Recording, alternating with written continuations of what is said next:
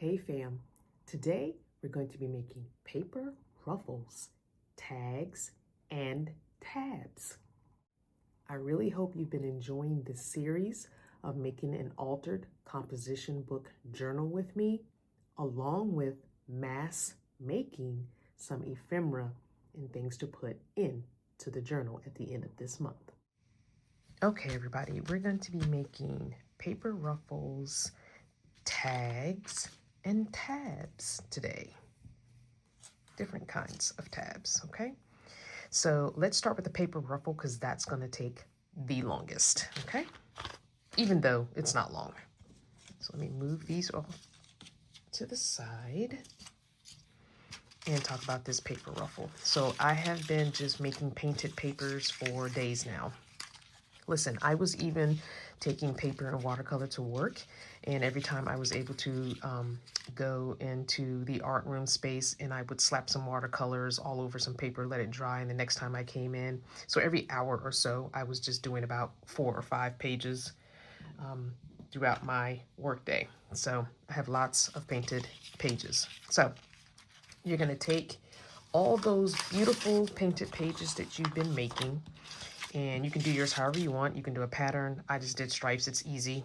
Wide brush, wet down the paper, slap some watercolors on it. And all you need are scissors. You need a painted paper, and you need some other type of paper. This one I chose to use book page because I have so many book pages from that big thick dictionary.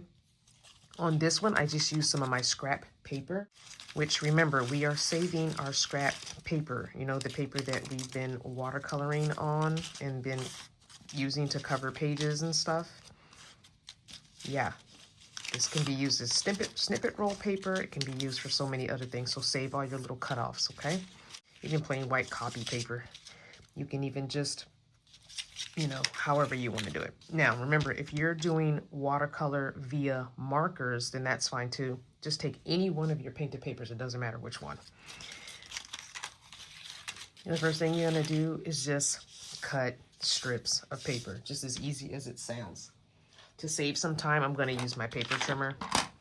I don't want this video to be so long, and I've got somewhere to go.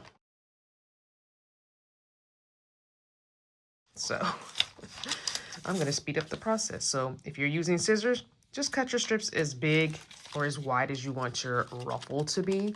I do about 1 inch or so because I like to use my ruffle to make tabs and things, so I don't want them huge. Now, you might, I don't know. So this paper trimmer hopefully is going to cooperate. It needs a new blade. It's really bad. I think I want to get a paper trimmer that's like the hatchet style, not hatchet, the what do you call that thing? Oh, somebody will tell me in the comments. But with the arm that goes up and down like they have, you know, in schools. I think I want to get one of those. I keep looking at thrift shops, haven't found one yet. There's a place here called this 757 Creative Reuse Center, and they sell all kinds. It's like a thrift shop for crafting supplies. And so I need to go there and check. Tuesday I have a junk journal.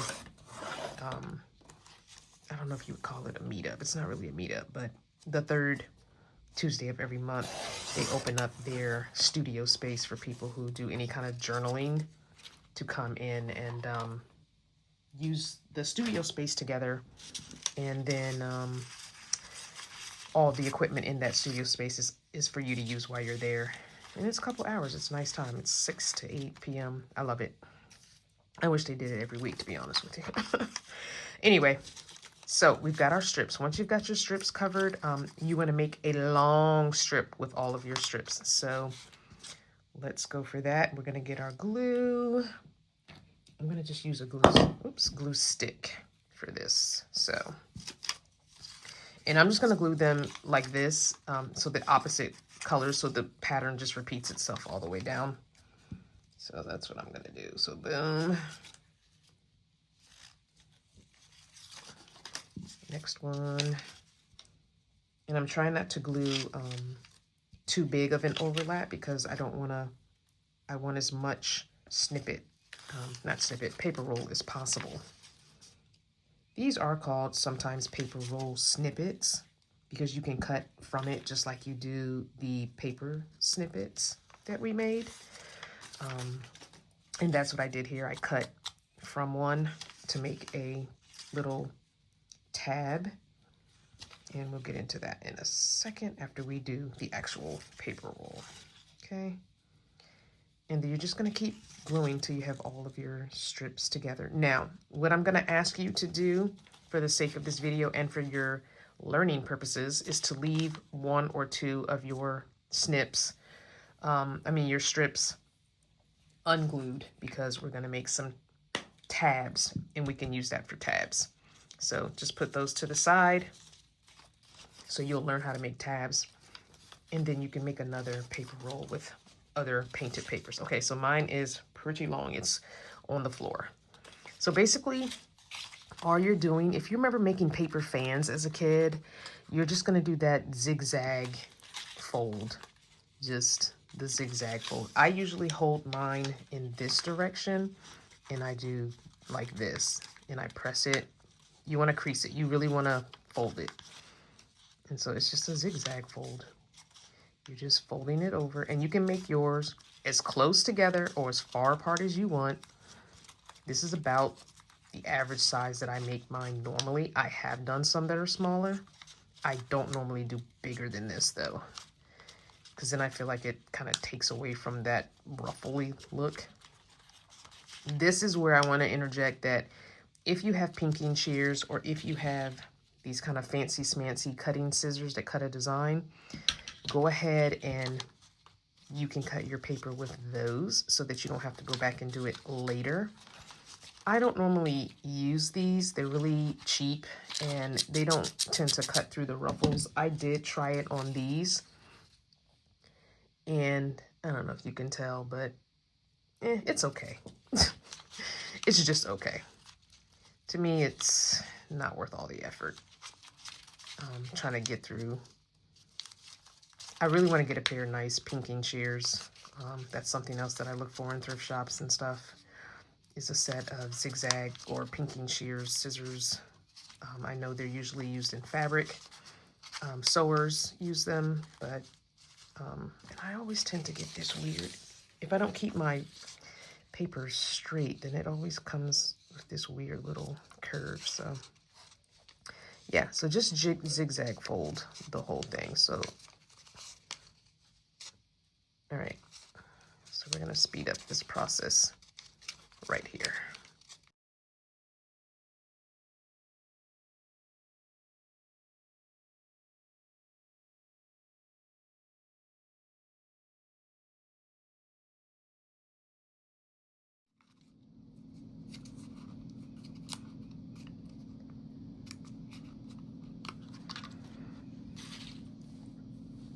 Okay, so I know I was talking about these scissors before I sped it up, but if you want, you can also, I'm not able to do it because I never can do it, but when I was cutting my strips, if you are able to tear straight, then you can just tear to get that jaggedy edge. But for me, I never am able to tear. And this is your base layer. So your base layer really needs to kind of, those strips need to be about the same size. If they're too, big, small, it doesn't work. All right, so you should have something that looks like this when you're finished your zigzag fold. It really does shrink it up. So the longer you start your strip, the better. The more of a paper ruffle you're gonna have that you can cut off and use from and stuff like that. So this is what it should look like when you're all done. So I can't get it all on the camera. It's still too long for the camera, but there it is. Now you want to cut a strip of other material, and this, it doesn't really matter. It just depends on what floats your boat, basically. Now I'm going to show you some different things you can use. So you can use paper for this because we are making a paper ruffle, but if you're someone who maybe has other things around the house, you could use twine for this, or string. You could use this, I don't even know where this came from, some kind of yarn. You could use that. You could even make these ruffles out of scrap fabric instead of paper if you would like. If you have that, we talked about that in the first video, that if you had scrap fabric, start saving it, or a pair of old jeans or pants or shirt you want to cut up, then you can do that too. So I do have scrap fabric here. This is one of those rugs that I just took apart. So say I wanted to make a ruffle. It wouldn't be a paper ruffle anymore, it'd be a fabric ruffle. But say I wanted to make one out of this strip, and when I took that rug apart, all of these were strips. You would do the same thing, except you would glue.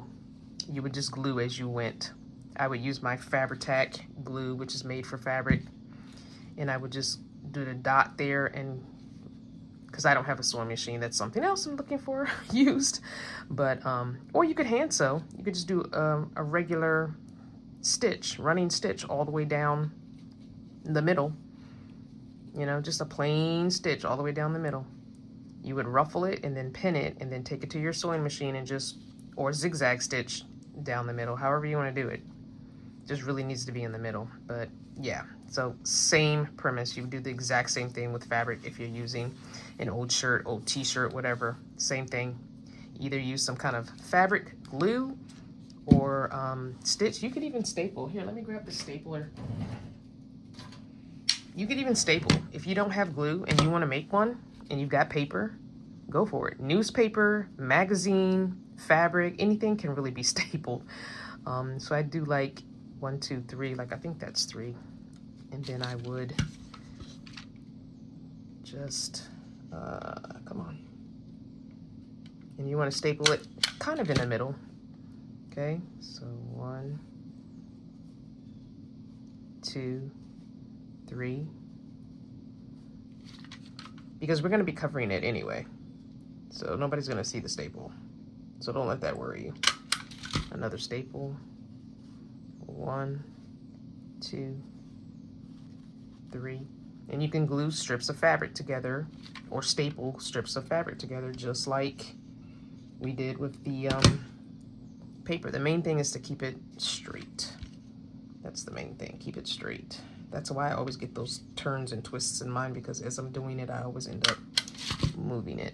But 1, 2, 3. 3 seems to be a good number when it comes to fabric for me.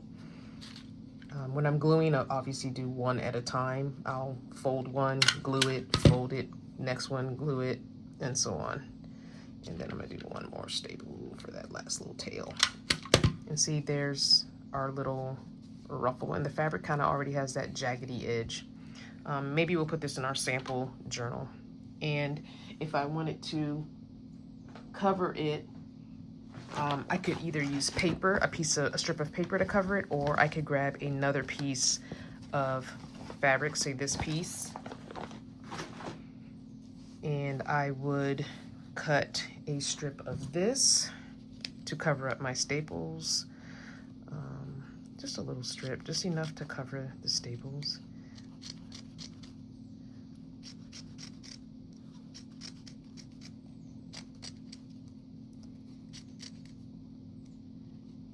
Okay, I think that's plenty. And then I would take my Fabri-Tac glue, put it all the way down the middle where the staples are.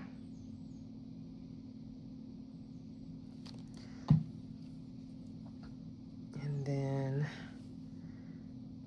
cover that up. Okay. And then we can just, I'm gonna cut this at an angle. Come on. These are not the scissors that I would normally use, but my other ones were in the bedroom and I don't feel like getting up. Oh, come on, seriously? You're not gonna cut the fabric? Oh my. There we go. All right, so there's a little ruffle for the edge of our paper, top of our paper, or on a tag. Okay, so let's get back to what we're doing. Paper ruffle, let's go. So I have my strips here, my cutoffs. I'm gonna use probably these 2, these 3, maybe this 4, depending on how many I need for this. So with these, you're gonna cut them smaller than your base. Okay, let's start at the beginning. I'm gonna start with this one. So I'm gonna just cut these in half, because half is smaller than my base. I'm not even, and it's not gonna be perfectly in half, and I don't care. So basically all you're gonna do is lay it down, glue it on, okay? Lay it down, glue it on, All right, so let's go. I'm gonna put a little glue on the top here. I do have another fabric tag. This is a little less than half. And I've learned that most of the crafters that I watch on YouTube use the Sugar Bell icing bottle. And I just ordered some from Michael's and it's ready for me to pick up. And so hopefully I won't be having these issues with the Fabri-Tac anymore. So that's all you're gonna do. You're gonna lay them down flat and glue a little.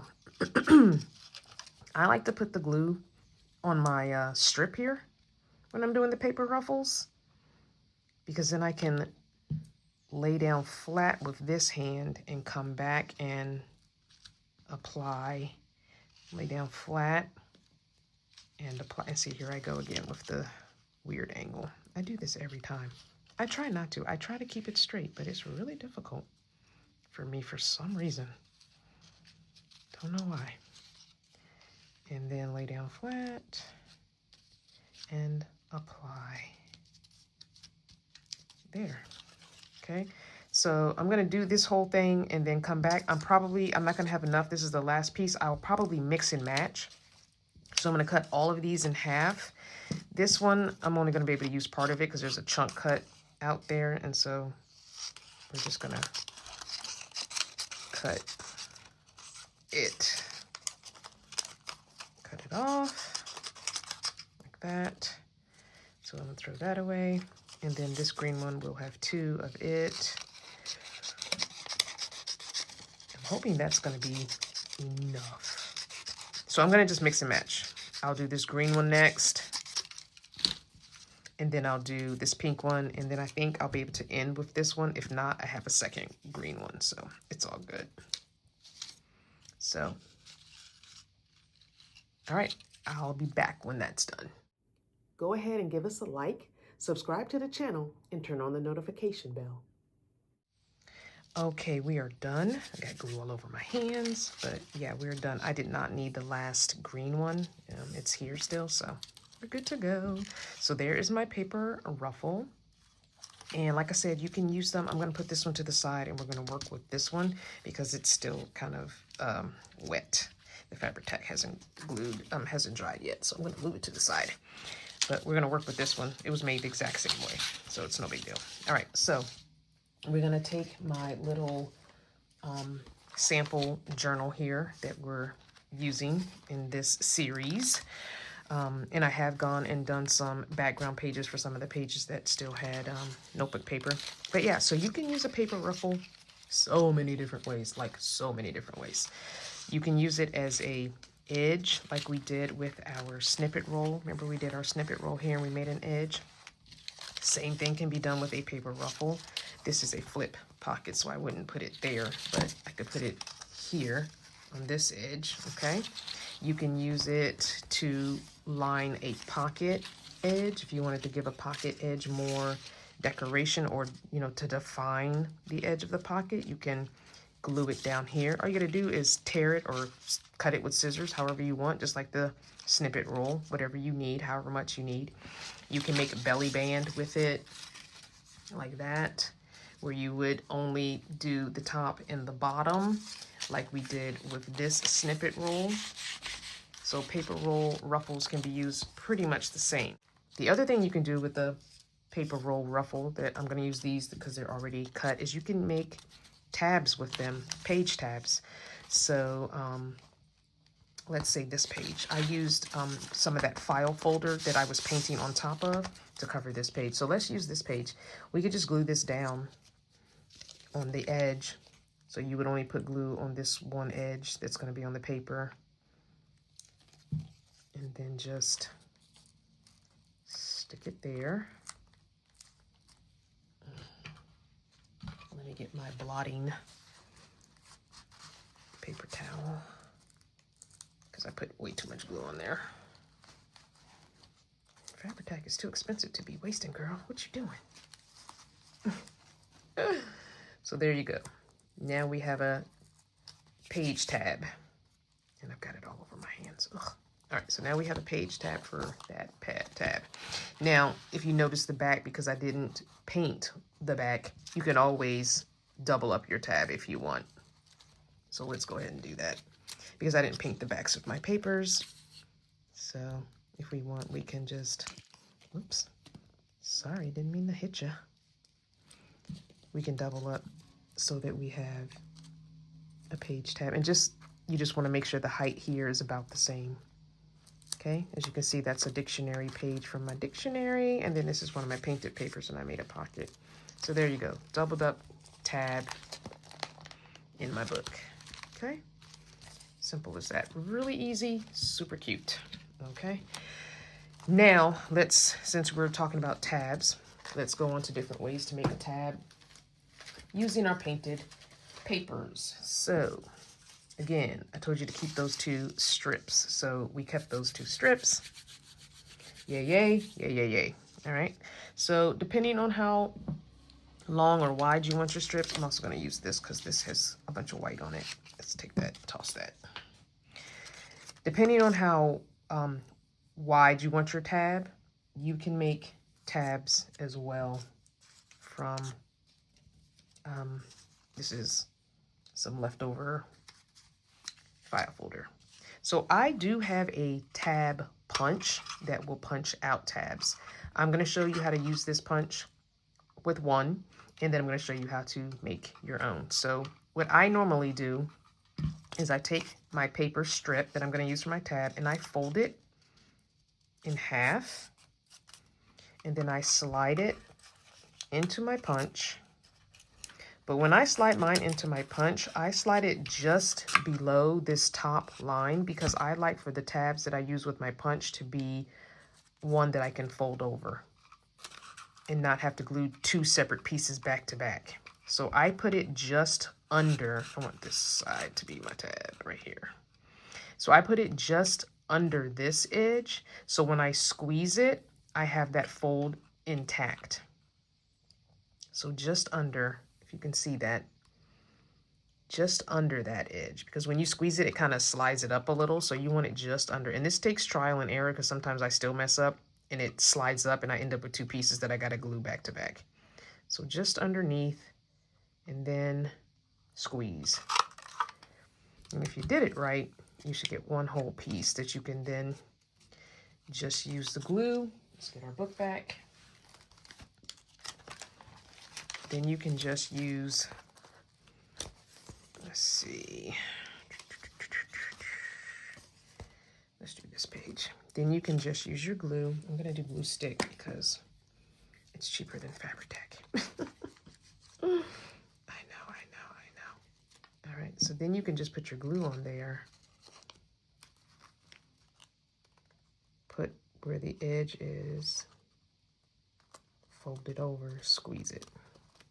And now you have a tab. I probably should have put this one in the middle, but that's okay. And now you have a tab, 2-sided tab, okay? Now, you can do the same thing. You can do a 1-sided tab, and I'll show you how to do that real quick. Let's move that out the way. Okay, if you want a 1-sided tab, you're just gonna take your paper, however big you want your end to be, okay, and then you're gonna curve, and then that's a 1-sided tab, okay? If you want a 2-sided tab, like I just did with the punch, you're basically gonna do the same thing, except you're gonna fold it first, like I did. Then you're gonna do this, little doohickey-majigger. Okay, you're gonna, I made this a little bit too big, but that's okay. Then you're gonna do this, then you're gonna do this, and then you're gonna do that, okay? And then you're gonna get a tab that you can do the same thing that I just did. Okay, I didn't fold that very well, so that's why that's looking a little wonky. Let's even that up. Not that it matters. They won't be next to each other. There'll be a piece of paper in between. But there you go. So Make sure you fold correctly. Don't do what I just did. I didn't fold my two edges very close together. But yeah, so there you go. So go ahead, make you a bunch of tabs, however kind. You can do multiple kind. I do different kinds all the time. Another way to make tabs is with just using circles. If you're not that, you know, crafty and you feel like I can't cut like that, then don't. Just cut circles. I use one of these little cups, and I traced it, and then I folded up the file folder and cut multiple circles at once. You can make little circles. I do have a punch, but same thing. Just make your circles whatever size. Use your glue stick cap to trace and cut a bunch of circles. Oops, all at once. Just fold your paper up. Let's take a piece of scrap paper and you'll see what I'm talking about. So just fold your paper up as many times as you can for the circle size you're doing. Okay, trace the circle, which is a glue stick cap for this one. Slowly cut out your circle.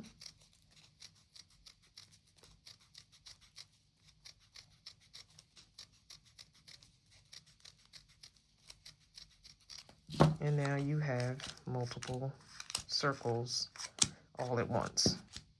Okay, simple as that. All right, and circle tabs be the same thing. Let's get our little book out. I'll just put it on the same page. But circle tabs would be the same thing as a regular tab. Let's put one on this page. Depending on the size, it would be the same thing. You would just glue them back to back, and you don't have to. You can just glue on the page that you want to have the tab. Maybe I want this page. I use the magazine just so you can see. You can use magazine pages to cover your pages as well. We talked about it, but I didn't show you, so there it is. You could just put this here, you know? If you don't want that big one, just put this little one here. You don't have to do a double tab, but there it is, you know? All right, let's get into tags. Okay, not to be confused with tabs. So you're basically just going to take all your painted papers or your file folder or your cardboard or your cereal box that you painted the cereal box part and left the white part, whatever it is you used. You're going to take that. Now, I made tags out of the circles for these. They're journaling cards. I used my cut off composition notebook paper to put on the back so I have a place to write. So now I have a pretty journaling card that I could put in my pocket. So when I'm flipping through my journal, I don't see my writing, but you know, I can journal on there and then tuck it away. Okay, only I know that's written in. And when I go to flip through my pretty journal, I don't see all the writing, unless you like that. If you like that, go for it. But I've said before, I don't like to see the writing in mine. I want to journal in it, but I don't want to see the writing when I'm flipping through all my beautiful creations. I know this one I put lines on the front, but you could easily tuck it in like that and so no one can see it. But I did put lines on the front of this. So you could journal on that, you know, that's a possibility as well.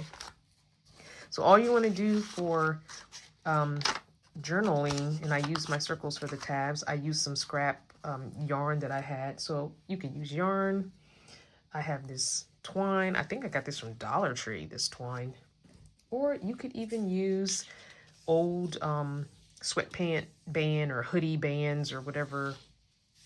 Ribbon, you can use ribbon. You can use whatever to put through the holes. And this, again, is an old file folder. All you're going to do is cut down your painted papers or whatever your page, your main page is, to whatever size. And tags don't have to be, you know, it could be any size. Here's a little piece of leftover file folder. It could be any size. It doesn't have to be a big, long. It could be short and fat. Like I could make it this size, you know, it doesn't matter. So just go ahead and take your painted papers and go for it. Use all of your scraps up. I know you have scraps because I have scraps. So paper ruffles. Let me show you one I did. I did this paper ruffle with book page. I didn't even color the book page. I used strips of my painted page to give it color. So I didn't even color it. Again, that could be used for whatever. In a paper edge. I could use that on here, you know? I could use it as a decorative element. Come on, let's do it real quick. I gotta go. We're just gonna tear. We're gonna glue.